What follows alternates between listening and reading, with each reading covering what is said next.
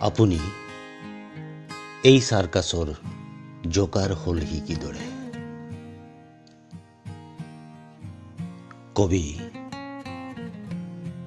Doctor Pranjal জ্যোতি দত্ত।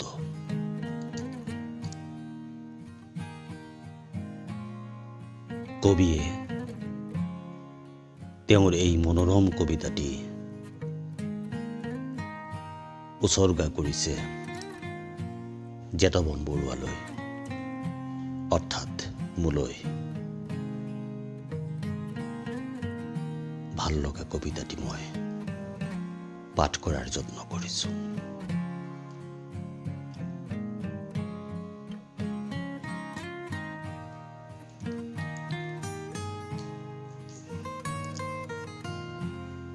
আপুনি এই সাৰ্কাসৰ জোকাৰ হলহি কিদৰে? আপুনি এই সাৰ্কাসৰ জোকাৰ হলহি কিদৰে? আপুনিতো এদিন কৈছিল ভাল পোৱা আপোনাৰ প্ৰিয়তম শব্দ,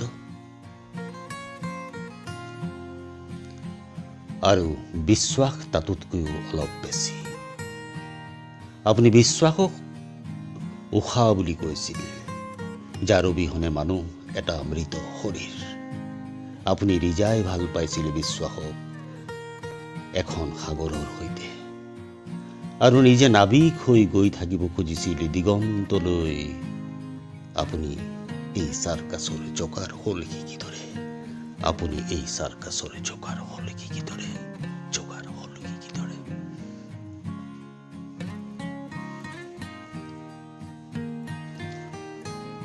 আপুনিতো এদিন কৈছিল আপুনি এজন অহংকাৰী মানুহ। আপুনিতো এদিন কৈছিল আপুনি এজন অহংকাৰী মানুহ, কাৰণ আপোনাৰ বুকুত এটা চন্দুক আছে, য'ত আছে প্ৰেমৰ ঐশ্বৰ্য আৰু বিশ্বাসৰ সহস্ৰ মুদ্ৰা।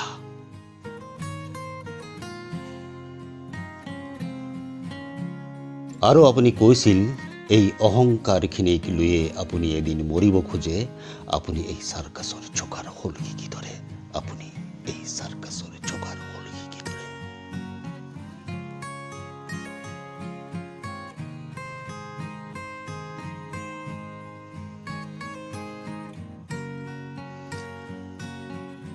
আপুনি জানো কোৱা নাছিল?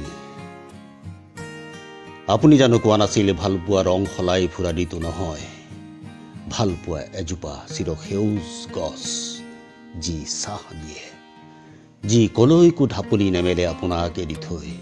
কোৱা নাছিল আপুনি?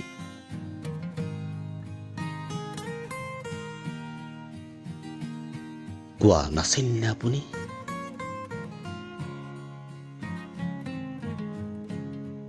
ভাল পোৱাই বাট বিচাৰি নুফুৰে। ভাল পোৱাই কেতিয়াও বাট বিচাৰি নুফুৰে, ভাল পোৱা নিজেই এটি বাট। আপুনি এই সাৰ্কাসৰ জোকাৰ হলহি কিদৰে? জোকাৰ হলহি কিদৰে?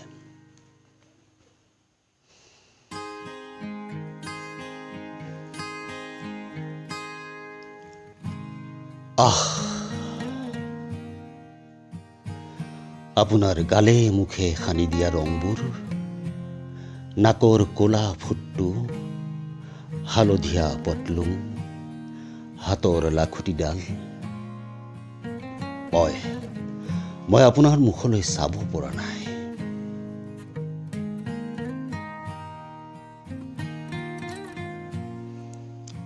আৰে, আপুনি তেনেকৈ নাচিছে কিয়? আপুনি তেনেকৈ হাঁহিছে কিয়? এই উকি আৰু তামাচাৰ মেহফিলতো মই ঠিকেই দেখিছোঁ আপোনাৰ গোট মৰা চকু পানীখিনি। অথচ আপুনিতো কৈছিল এদিন চকু পানী হৈ ৰৈ যাম ভাল পোৱাৰ চকুত। ভাল পোৱাবোৰ থকালৈকে মানুহ মৰিও নমৰে। ভাল পোৱাবোৰ থকালৈকে মানুহ মৰিও নমৰে। আপুনি সাৰ্কাসৰ জোকাৰ হলহি কিদৰে?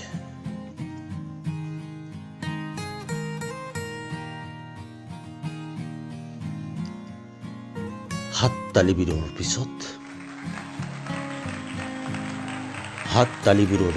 আন্ধাৰ এচুকত আপুনি থিয় দি আছিল। আপোনাৰ ঘাম আৰু চকু পানীবোৰ হৈ পৰিছিল নীলা, ৰঙা, হালধীয়া। মই আপোনাক জোকাৰি দিছিলোঁ। আপুনি আছিল নিৰুত্তৰ। পৃথিৱীৰ আটাইতকৈ অসহায় চাৱনিটো নিথৰ হৈ পৰি আছিল আপোনাৰ চকুহালত।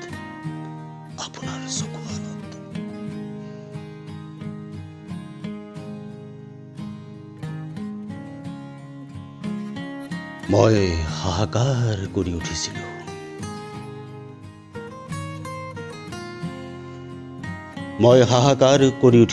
মই উন্মাদ হৈ পৰিছিলোঁ আৰু বহু নিস্তব্ধতাৰ পিছত আপুনি কৈছিল,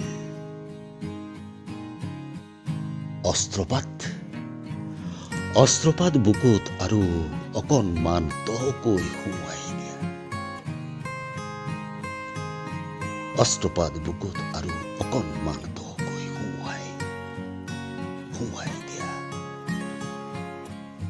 ভাল পোৱাই মোক কৈছিল তোমাৰ হাঁহিতে মোৰ সুখ।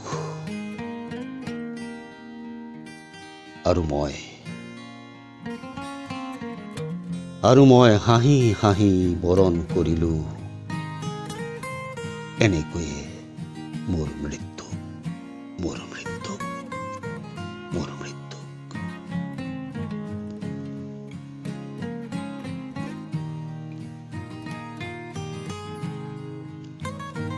প্ৰিয় কবি ডাক্তৰ প্ৰাঞ্জলজ্যোতি দত্তৰ কবিতা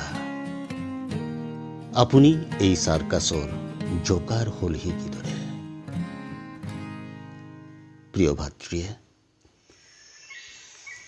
এই কবিতাটি মোলৈ উৎসৰ্গা কৰি মোক এক বিমল আনন্দ আৰু স্বৰ্গীয় সুখ দিলে। কবিতাটি মই পাঠ কৰিলোঁ।